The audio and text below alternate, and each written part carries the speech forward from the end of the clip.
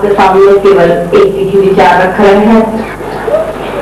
साधक के जीवन का अगर लक्ष्य निश्चित है तो उसके जीवन के अंदर चाहे कितनी ही कठिनाइयां क्यों ना आए, साधक अपने साध्य को अवश्य प्राप्त कर लिया करता है।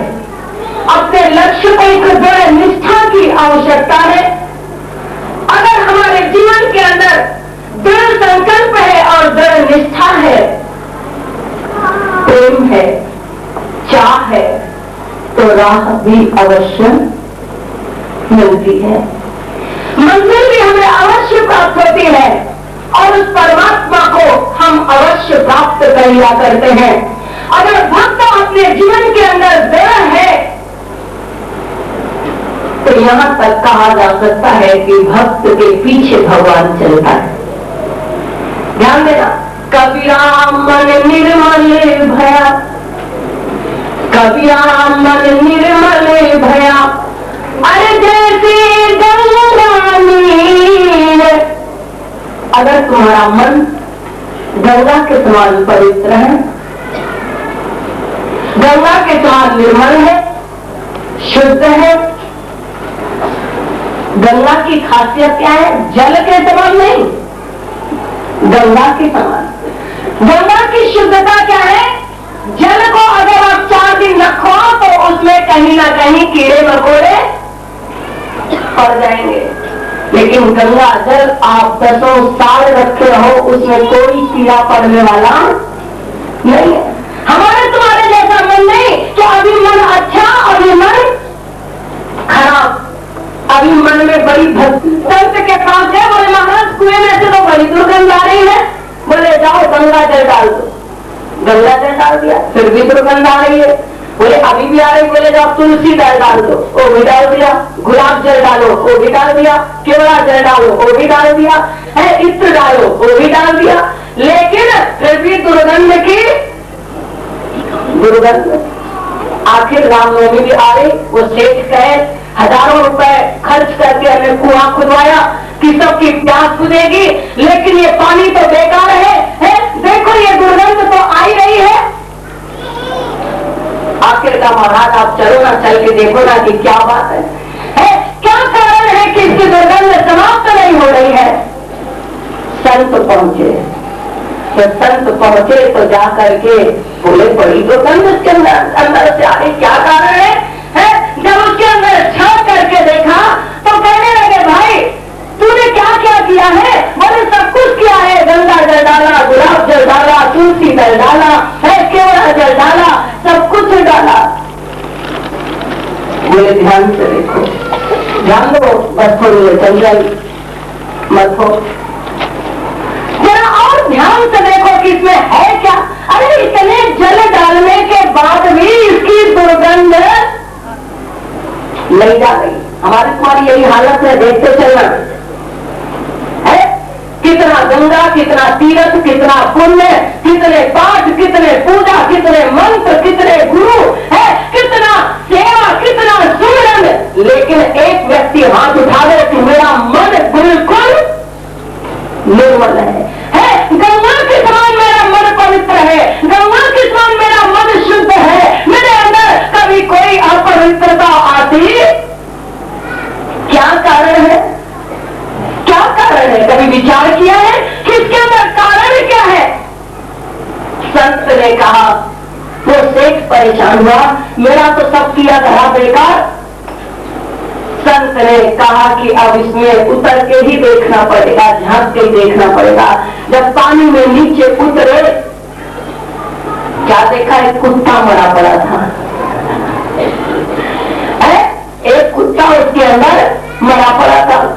कुत्ता को निकाला नहीं और गंगा जल डाल रहे हैं, तुलसी जल डाल रहे हैं, केवड़ा जल उसके अंदर डाल रहे, सब कुछ करा, कुत्ता नहीं का वही मरा पड़ा है। यही हालत है हमारी तुम्हारी, मनुआ राम को बदलते है नहीं, और इसके अंदर सब कुछ डालते रहते हैं। अरे सबसे पहले तो कुत्ते को निकाल करके बाहर देखो, जब तक वो नहीं बाहर जाएगा तब तक मन शुद्ध होने वाला नहीं है। तब तक हम लाख जतन कर ले, साधन कर ले,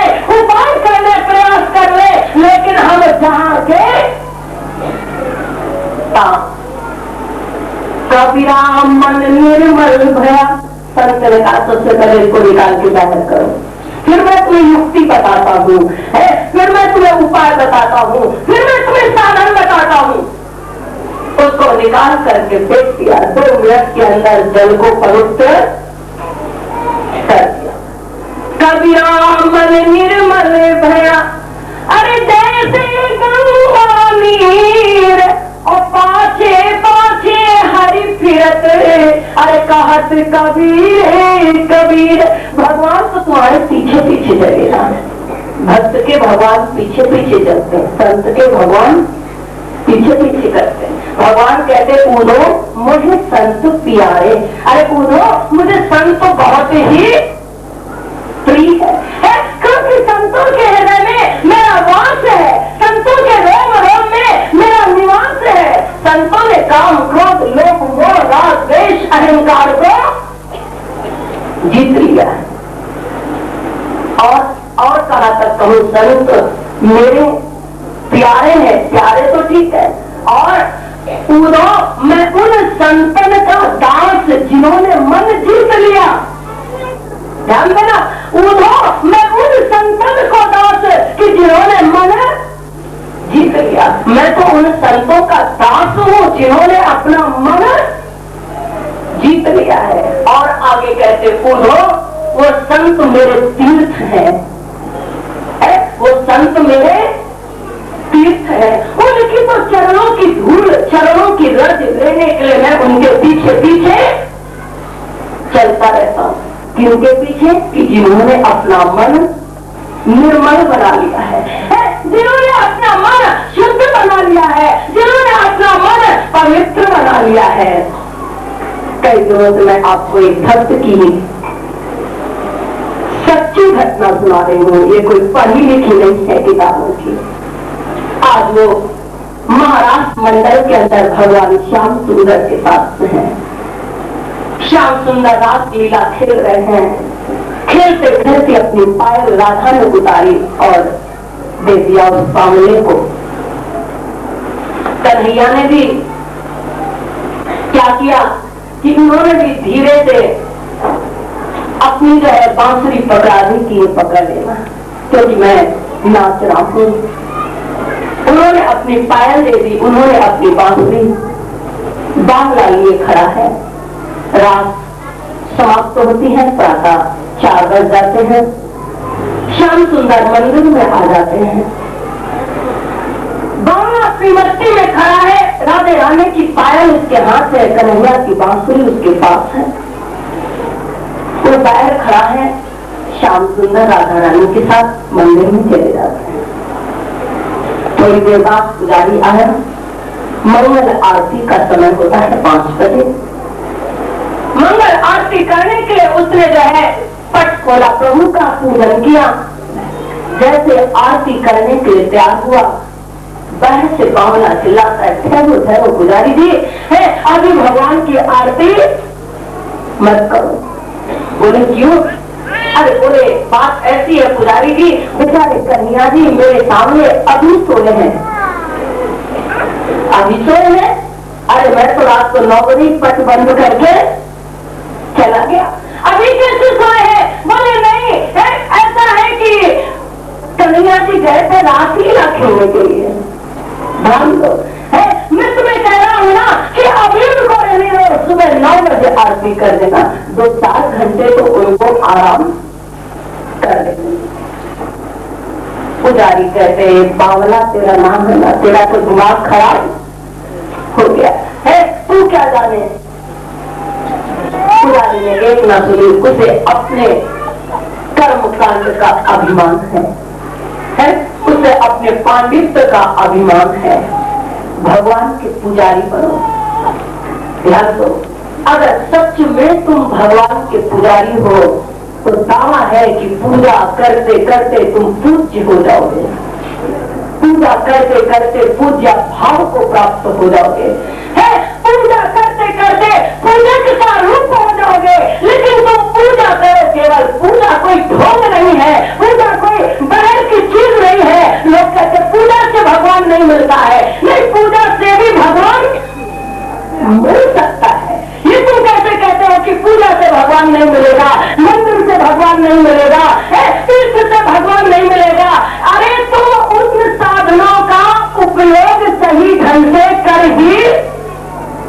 नहीं, अगर भगवान नहीं मिलेगा तो भगवान साक्षात उतर आवे तो भी तुम्हें मिलने वाला नहीं है। अगर नहीं मिलेगा तो भगवान सामने आके तुम्हारे खड़ा हो जाए और कह दे मैं भगवान हूं, तो अभी तुम्हें भगवान मिलने वाला। दुर्योधन के तो भगवान सामने खड़ा था, फिर भगवान क्यों नहीं मिल गया उसको? कंस के तो भगवान सामने खड़ा था, उसको क्यों नहीं मिल गया? रावण के तो भगवान सामने खड़ा हुआ था, क्यों नहीं मिल गया? अगर तुम्हें भगवान नहीं मिलना है तो तुम्हें किसी से नहीं मिलेगा, और मिलना है तो दुनिया का कोई साधन छोटे से छोटा तुम हमें बता दो कि इससे भगवान नहीं मिलेगा, नहीं उससे भी तुमको भगवान मिल जाएगा, बशर्ते सही ढंग से साधन करो। यार तो आडंबर ना करना, दिखावा न करना। हम मंदिर में जाते जरूर है लेकिन मन हमारा सही, पूजा करते जरूर है लेकिन पूजा में मन लगता, मन लगा के पूजा करो। एक दिन ठाकुर जी को रख लो, कोई भी बाल भगवान हो, कृष्ण भगवान हो, ठाकुर जी को रखो, प्यार से नहलाओ, उनको वस्त्र पहनाओ, उनको माला पहनाओ, उनको अगरबत्ती दिखाओ, प्यार से। बोझ नहीं, अरे निपटाओ, चलो जल्दी जल्दी अपना काम करना है। ठाकुर जी बेचारे चूल्हे में बोझ स्वरूप नहीं, हम जो पूजा करते हैं वो बोझ स्वरूप करते हैं, आनंद से करते नहीं है। आनंद के साथ करो, है अगरबत्ती करना आनंद से करो, माला जपना है भले एक माला जपो लेकिन आनंद से जपो। देखो तुम्हें माला में भगवान मिलेगा कि नहीं मिलेगा, है जो है तुम्हें पूजा से परमात्मा मिलेगा कि नहीं। दुखी तुम हरिद्वार की तीन लगाओ केवल, लेकिन हर हर गंगे, हर हर गंगे, हर हर गंगे, है पूरा मन, अपना तन, अपनी बुद्धि सब कुछ एकाग्र करके डुबकी लगा के जैसे मैं नहा, तो तुम गंगा नहा के निकलोगी, तुम्हें लगेगा आज मैंने मेरे सारे समस्त पाप जो है धुल गए। अभी हमने बहुत समय बाद इधर अपने इलाहाबाद त्रिवेणी संगम में स्नान किया, बहुत वर्षों बाद है, लेकिन लगा कि वाह माँ ने आज मुझे नहला दिया। कमी है तो अपनी है, हम गंगा को कहते हैं गंगा अपवित्र है, गंगा अपवित्र नहीं है, तुम्हारा मन अपवित्र है, तुम्हारे विचार अपवित्र है, तुम्हारी बुद्धि दूषित है, गंगा में दोष। मंदिर के ठाकुर जी तो वैसे ही पूजनीय है, उनमें कोई कमी नहीं है, कमी है तो हमारे और तुम्हारे में कमी। यूं कहो कि इससे भगवान नहीं मिलेगा, कोई भी साधन का अगर आप तुम खंडन करो, हम तुमको प्रूफ करके बताएंगे कि भगवान मिलता है कि नहीं मिलता है। ये सब व्यर्थ की बातें हैं कि इससे भगवान नहीं, इससे भगवान नहीं, इससे भगवान नहीं। तो तुम कोई साधन बता दो कि इससे मिल जाएगा, हम भी प्रूफ करते हैं कि उससे भी मिलने वाला नहीं है। अगर मिलना है तो अपने साधन को सही जगह पर आना है, उसको अपने पांडित्य का अभिमान है, पूजा करने का अहंकार है। वो भगवान की पूजा कर ही नहीं रहा है, वो तो किसी अपनी जो है अहंकार में खोया हुआ है। ज्ञान है, ज्ञान का अहंकार है, ज्ञानी है, हम आत्मज्ञानी है, इसका भी अहंकार है। हम बड़े भक्त हैं, इसका भी अहंकार है। हम बड़े ध्यानी है, इसका भी अहंकार है। हम बड़े दानी है, इसका भी अहंकार है। हम बड़े नेमी है, इसका भी अहंकार है। हम बड़े प्रेमी है, इसका भी अहंकार है। कहां जीवन में तुम्हारे अहंकार है? खोजते रहना, कहीं कीड़ा अंदर घुस तो नहीं है, क्योंकि अगर नन्हा सा कीड़ा भी घुस जाएगा ना तो तुम्हें खाने में जोर लगाने वाला नहीं है, ये तुम्हें अवश्य समाप्त कर डालेगा। इसलिए अपने अंदर खोजते रहो कि कीड़ा न घुसने पाए, उसके बाद तुम करो, देखो सुरक्षित रहो। आज वो बावला कहता है पुजारी जी रुक जाओ, अभी ठाकुर जी सो रहे हैं। उसने फिर ध्यान न दिया। अरे बोले ठाकुर जी को मेरे नियमानुसार सुला दिया है। उसने अपना दीपक जलाया और दीपक जला करके जैसे घंटी बिठाई, आज उस बावले की सीमा टूट गई है। अभी तक वो अपनी सीमा के अंदर था कि मंदिर में प्रवेश करता, क्योंकि मुसलमान है, सलीम है, उसने अपना नाम बावला रख लिया है, क्योंकि सब उसे पागल कहते थे। है बोले मैं पागल हूँ तो अपने कन्हैया का पागल हूँ। लेकिन आज उसने जो है अपनी सीमा को तोड़ दिया और मंदिर के अंदर प्रवेश कर गया, और मंदिर के अंदर प्रवेश करके घंटा छीन लेता है, घड़ियाल छीन लेता है, आरती को उठा करके फेंक देता है। पुजारी जी मैं इतनी देर से आपको कह रहा हूँ कि ठाकुर जी अभी मेरे सामने सो रहे हैं, रात भर रासलीला खेली है, अभी तो जो है वो जो है विश्राम कर रहे हैं। पुजारी ने सोचा कि लगता है इसका दिमाग आज बिल्कुल ही खराब हो गया। बड़ा क्रोध आया, पुजारी को महंत को बुलाया। बावला बैठा हुआ था। बोले अब तो फैसला करो, या तो ये बावला इस मंदिर में रहेगा और या तो हम रहेंगे। पूजा ही नहीं करने दे रहा, कह रहा है कि भगवान अभी सोए हैं। अरे भगवान ऐसे अगर सोएंगे तो कैसे काम करेगा। महंत ने कहा कि क्या बात है। बावले ने कहा कि महंत जी मैं तो प्रभु के मंदिर में प्रवेश करने का भी अधिकारी नहीं हूँ, मैं तो उनके चरणों का दास नहीं हूँ, मैं तो बावला हूँ, पागल हूँ। इतना जरूर है कि रात को 12 बजे वो मंदिर से बाहर आए और हमें भी साथ लिया, रास मंडल में गए। वहां पर जाकर के प्रभु ने रास लीला खेली। मांस बड़े ध्यान से सुन रहे थे। 75 साल की उम्र है मांस की, बाल सफेद हो चुके हैं। रास मंडल में जाकर के राधा कृष्ण रास खेल रहे। अच्छा रास खेल रहे, तुम भी उनके साथ रहते? बोले हाँ। बोले बुरा मत मानना बावले, सच तुम गए थे? बोले हाँ सच क्या था। कैसे मानो?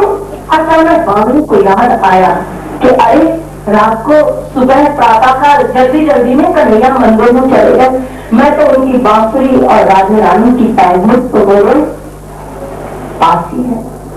जब देखा तो पाया उनके पास बांसुरी। बोले महंत जी ये प्रभु को जाकर के पहना दो। महंत हैरान था, अंदर पहुंचा। बोले रुको बावली अभी मैं आता हूँ, विश्वास अभी भी नहीं, क्योंकि हमारा तुम्हारा मन कई जन्मों से अविश्वासी है। एक जन्म का नहीं, कई जन्मों का अविश्वासी है। इसके अंदर जल्दी विश्वास नहीं आता है। कभी कभी किसी विश्वास के दीपक को जलते हुए देख करके उसके प्रकाश में हमारे अंदर भी विश्वास पैदा हो जाता है। कभी कोई कह देता है कि भगवान है, माँ है, माँ है, तो आप भी दौड़े दौड़े चले आते हो। अरे वहां चलो देखो माँ है, उनके पास चलो देखो माँ है। उन्होंने कह रही कि भगवान है, तो कहीं कहीं वो विश्वास के दीपक जल रहे हैं, जिसके प्रकाश के अंदर जाकर के हमें भी लगता है कि है। लेकिन हमारा तुम्हारा स्वभाव बहुत मन बहुत अविश्वासी है, जल्दी विश्वास नहीं आता है। महंत अंदर जाते, अंदर गए तो देखा कि राधा रानी की पैरों में पैर नहीं है और कन्हैया के हाथों में बांसुरी नहीं। महंत तो पागल हो गया है। अरे मुझे इस मंदिर की महंतगिरी करते करते करते करते मेरा बुढ़ापा आ गया, लेकिन आज तक मैंने एक झलक भी नहीं देखी। और ये बावला जो न नहाता है, न खाता है, न सोता है, ना कुछ शास्त्र पढ़ता है, न गीता का पाठ करता है, कुछ भी नहीं है। और इसको उस बावले का दर्शन हो गया। कुछ ना करना भी बहुत कुछ बड़ी साधना है, कुछ ना करना भी बहुत बड़ी साधना है। ये आसान साधना कुछ ना करना, लेकिन फिर ना पाप करना और ना तुम पुण्य तो करना छोड़ दोगे बहुत आसानी से। है कि नहीं मेरे गुरु जी कहते कुछ ना करो, भूल करने की जरूरत नहीं है, लेकिन पाप करना छोड़ने वाले नहीं हो। है खिलाना छोड़ दोगे, खाना नहीं छोड़ोगे, खाना भी छोड़ दो, खिलाना ही केवल ना छोड़ो, खाना भी जिन भक्तों की गाथा है, इन्होंने खिलाना भी छोड़ा और खाना भी छोड़ा है, जो है कुछ भी नहीं करते हैं, खाना खाने का भी होश नहीं है। ये स्थिति है। महंत बाहर आए, देखा कि पायदे और बांसुरी बावले ने पकड़ाया, अब कन्हैया को दे दो, पहना दो।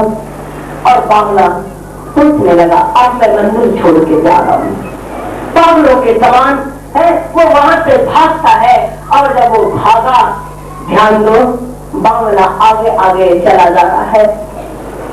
महंत उस बावले के चरणों को पकड़ता है कि एक बार मुझे उसका दर्शन करा दो। बावला आगे आगे भाग रहा है, महंत उसके पीछे पीछे भाग रहा है। और जब बावला भागता है तो बावला सोचता है, जब मेरा बावला ही जा रहा है तो मैं यहाँ रह करके क्या करूंगा।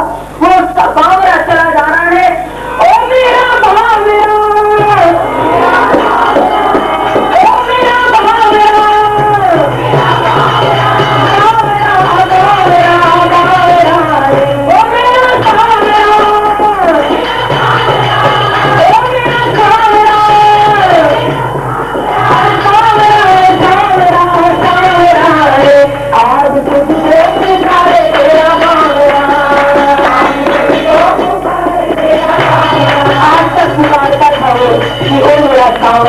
मेरा सांवरा, आज किसको पुकारे तेरा बावला। लेकिन आज पीछे पीछे आगे आगे बावला है और पीछे पीछे महंत है, और उसके पीछे पीछे सांवरा भागता चला जा रहा है और कहता क्या है, ओ मेरा बावला, ओ मेरा बावला,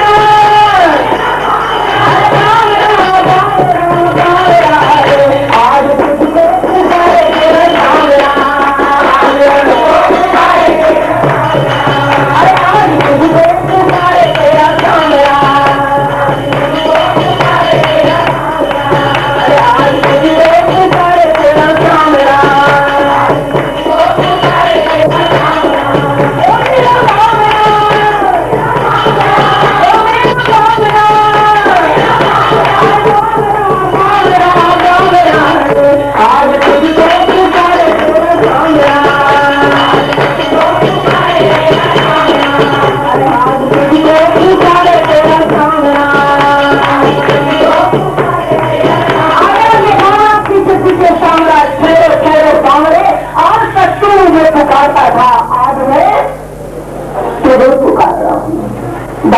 जब सांवरे की आवाज सुनी तो ठहर जाता है।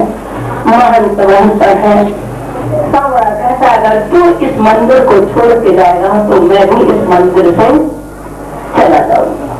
है बावरा ठहर जाता है। महंत बावरे के पैरों से लिखता है, एक बार मुझे भी सांवरे की झलक दिखा दो। बावरा सांवरा से प्रार्थना करता है, महंत को भी प्रभु का दर्शन होता है, जो उस सांवरे को सदा ढूंढता है, उस सांवरे को सांवरा ढूंढता है, सांवरा ढूंढता है, जो उस सांवरे को सदा ढूंढता है,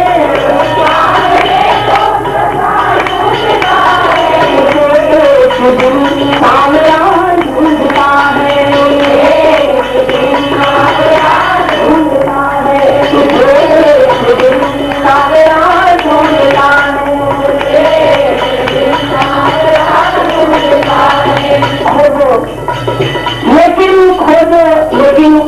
जाना, खोजते खोजते है श्याम सुंदर में खो जाओ, तुम्हारा जीवन सार्थक हो जाएगा, तुम्हारा जीवन सफल हो जाएगा। सांवरा बावरा सांवरे को प्राप्त कर लेता है। तुम भी केवल उसके दीवाने बनो, केवल उसके पालन करो, केवल उसके प्रेमी बनो, केवल एक सच्ची चाह अपने मन में रखो, प्रभु तुम्हारे साथ साथ होगा, परमात्मा तुम्हारे साथ साथ होगा। गुरु वृंदावन बिहारी लाल की जगदम्बे मां की, जगदम्बे मां की। अब आगे की सूचना सुनो। Terima kasih.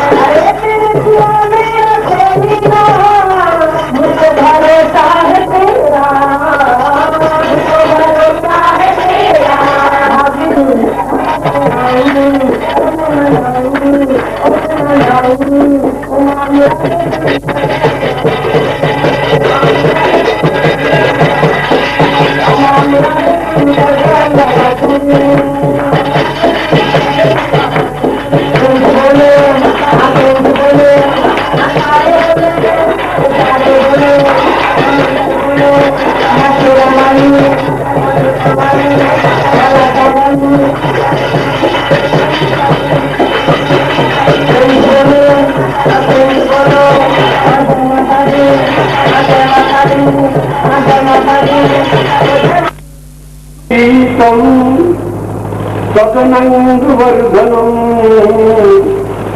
जगत्प्रिय कृष्ण रहितमानता आजन्मृत्योन्निमरीषतोद्यमा जयत्कृता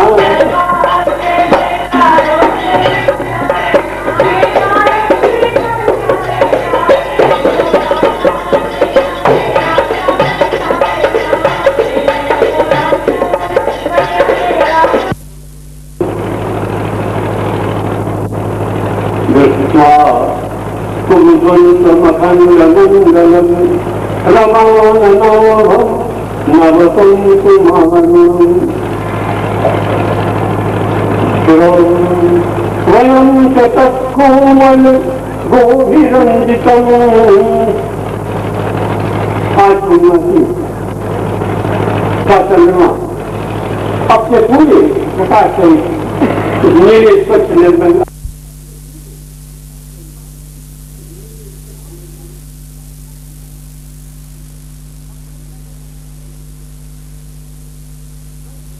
आ रहा है। अगर आ गया तो फिर इससे सुंदर और कोई नहीं। कहा जाता है कृष्ण काले कहा ऐसा जाता है कि कृष्ण काले कृष्ण मानी भी काला और भजित किया है महात्माओं ने। ये कालापन है, इससे बहुत दूर रहना। अगर छू जाएगा तो काला कर देगा और जलेगा तो जला देगा, ठंडा रहेगा तो काला कर देगा, इसके संग से बचे रहना। जब ये वाणी किसी ने कही तो किसी कवि ने कहा यह अनुरागी चित्त की गति समझे नहीं कोई कि ज्यों ज्यों भूमत श्याम रंग ज्यों ज्यों उज्ज्वल हो। ये वो वाला काला है, वो वाला काला नहीं है। इसका संग सत्संग है, उसका कुसंग है। नहीं सूर्य तो काला कर जले तो जला दे, बाबू दूर रखना। मुझे संयोग की बात पृथ्वी काला है। भाइयों क्या करना चाहते हो आप बताओ। अपने काली भगवान बोलने का ये तो ऐसा है कि प्रॉपर्टी हम लोगों को प्रैक्टिकल में पढ़ी जाती है कि उनकी प्रॉपर्टी देखो सफेद तो चीनी भी है, सफेद नमक भी है, जो आने से जो पैसे वो कर देता उसकी प्रॉपर्टी। तो जिन्होंने इस प्रॉपर्टी का अध्ययन किया उन्होंने खुद कर दिया। यह अनुरागी चित्त की गति समझे नहीं कोई। और जो जो भूरत श्याम रंग जो जो उज्ज्वल होते चला जाता, काला भी काला भूरा हो जाता। तो परमात्मा का रंग है। क्या प्रमाण है कि सारे रूप सारे रंग सारे गुण सारे स्वभाव परमात्मा के हैं। तो क्या है आपके पास प्रमाण क्या है? बहुत ही चर्चा करनी है। जो एक स्वभाव एक रंग एक नाम एक रूप में बंधा हुआ बैठा हुआ है वो दूसरा रूप नहीं ले सकता। जो किसी एक नाम रूप को स्वभाव में बंधा नहीं है वो अनेक रूप अनेक गुण अनेक स्वभाव एक रंग में जो बंधा नहीं है वो अनेक रंग क्या नहीं उसकी लीला है। इसलिए हंगामा बताया महाराज जी कहा करते थे या खुदा से तेरे सिवा कुछ है ही नहीं। हंगामा कहाँ से चला रहा है? हंगामा कहाँ से चला रहा है? तो हंगामा बताने वाला भी तो ही है। लेकिन बड़ी अचूक की बात है कि चेहरे पर इस हंगामे का प्रभाव तो नहीं है। मैं जो डायरेक्टर हूँ इसका, अगर मैं प्रभावित होगा तो ड्रामा कब हो गया कभी। हाँ, एक दिन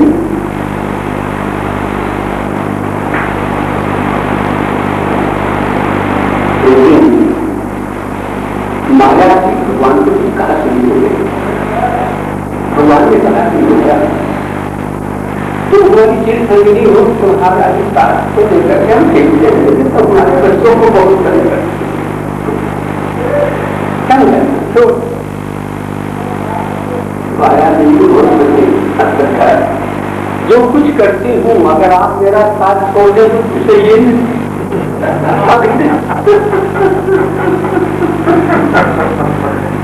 अगर चेतना साथ न दे तो जड़ हो, कौन पूछे।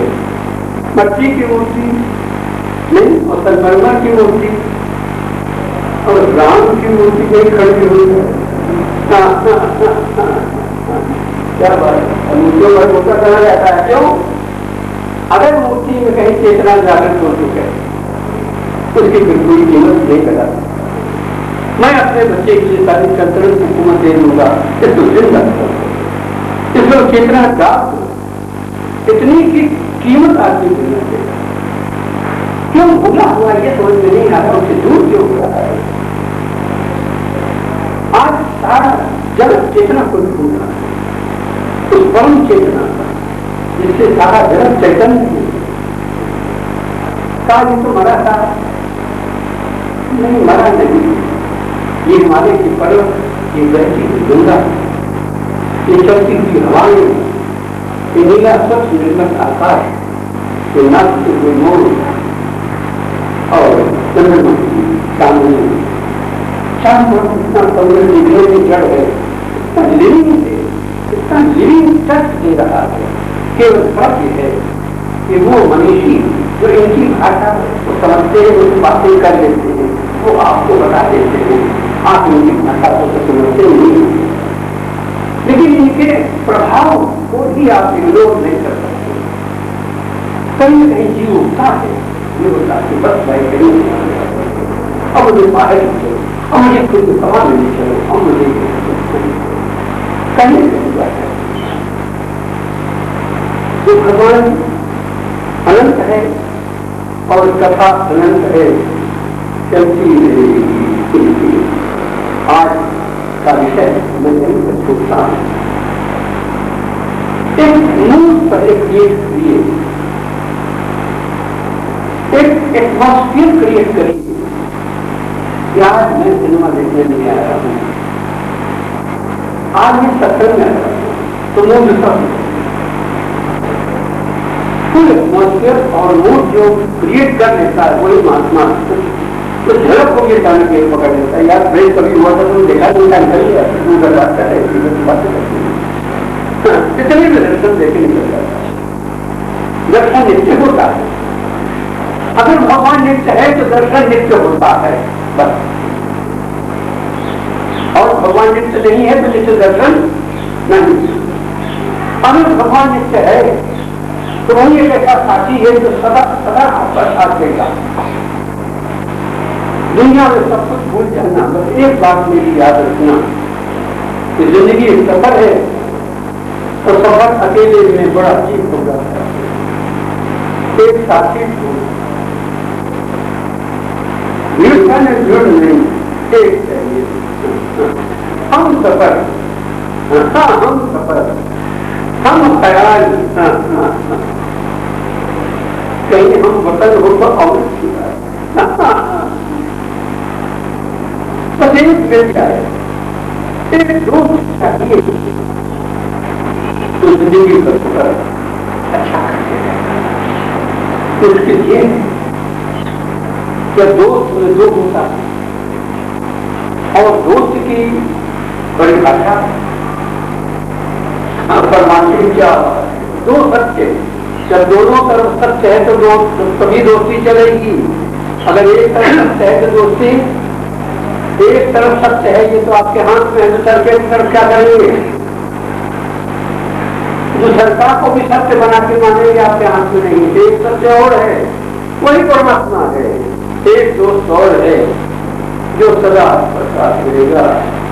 मेरे जन्म मरण के साथी, जो जन्म के समय भी थे, मरण के समय भी कराती हुई माँ उस समय व्याख्या का नाम लेके चिल्ला नहीं रही थी, परमात्मा का नाम लेके चिल्ला और मरने की पीड़ा के समय भी राम राम करते मेरे जन्म मरण के साथी करुणा विष्णु एकदम दिल से दूर, एकदम दिल से दूर न होने देते पूरे जहां में सहारा तेरा सफर मिले। बोलिए संतीश्वर प्रेम जी महाराज की जय, संतीश्वर प्रेम जी महाराज की जय, संतीश्वर प्रेम जी महाराज की जय।